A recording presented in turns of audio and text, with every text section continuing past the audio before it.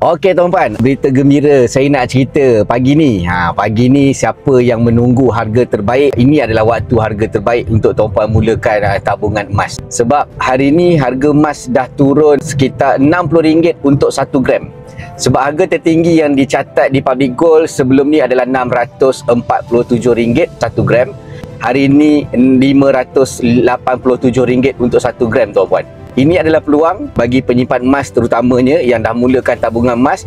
Ini adalah peluang untuk tuan-puan beli emas. Bukan sekadar beli, tapi borong emas sebanyak yang mungkin. Sebab ini peluang kita dapat beli barang yang mahal ketika harga murah. Bagi tuan-puan yang belum ada akaun emas, yang belum mulakan tabungan emas, ini juga peluang untuk tuan-puan mulakan tabungan emas. Jangan tunggu harga emas yang terbaik baru tuan-puan nak mulakan simpanan emas. Bila harga emas terbaik kita tak tahu tuan-puan. Ini adalah peluang. Bila harga emas rendah, kita rebut peluang ni sebaik yang mungkin. So kalau tuan-puan yang mana belum ada akaun emas, yang perlukan bimbingan saya untuk saya bantu buka akaun emas dengan Public Gold, tuan-puan jangan malu, jangan segan. Pergi rujuk di pin video saya, ataupun pergi klik link dekat bio saya, ataupun tuan-puan tinggalkan detail tuan-puan di bahagian back service di bawah ni. Nanti saya akan bantu. Jangan lupa follow saya untuk info emas dan juga kewangan.